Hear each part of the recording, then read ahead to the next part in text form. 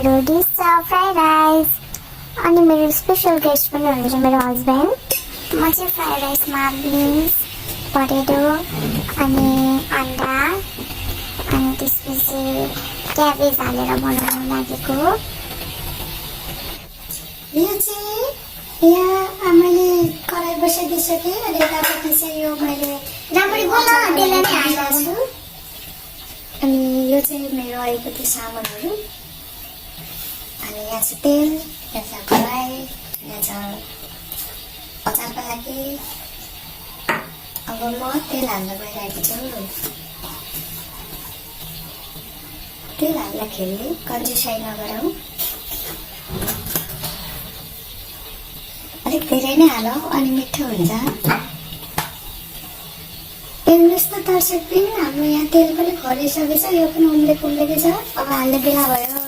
अब हाल्नुपर्छ हामीले यहाँ जिरा उछिटिन्छ। अलिकति ताजा बसेर म जुन गरेर बस्छु, फेरि हातमा लाग्छ। यसरी हेर्नुहोस् तपाईँहरू। अनि त्यस पछाडि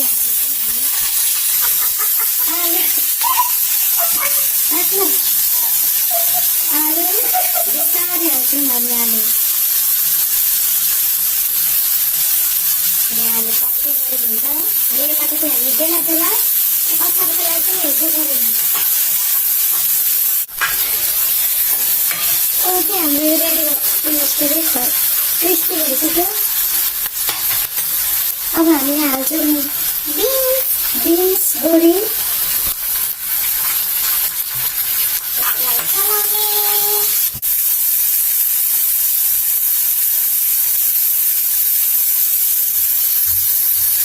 हेर्नुहोस् अब यस्तो भइसक्यो। अब हामी उफ्रिन्छ।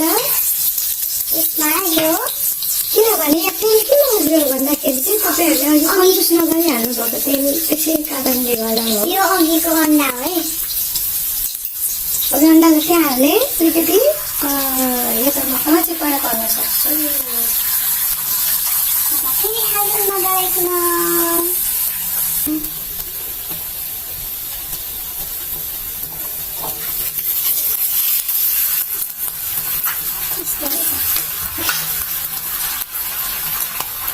जब कुरा बिग्रिँदै जान्छ तब बनाउँदै जानुपर्छ।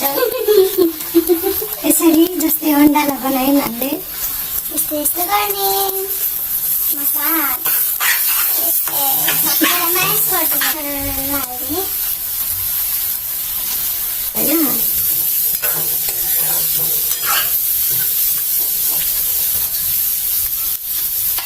अब हामी हाल्ने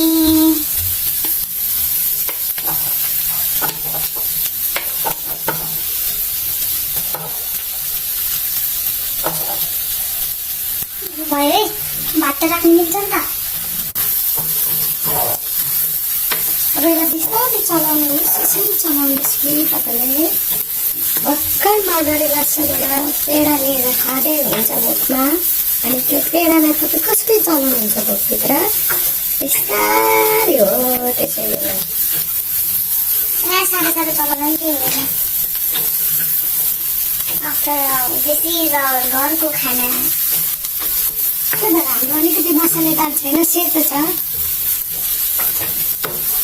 बेसा सकेको छ हौ। युट्युबबाट पैसा आउँछ कि खै त्यही भएर खोलेको। लाइक गरिदिनु ल। भ्युज गरे पनि पुग्छ हौ फ्यामिलीमा। अब यति चलाइसके पछाडि अब यसलाई टक्कसँगले छोडिदिने।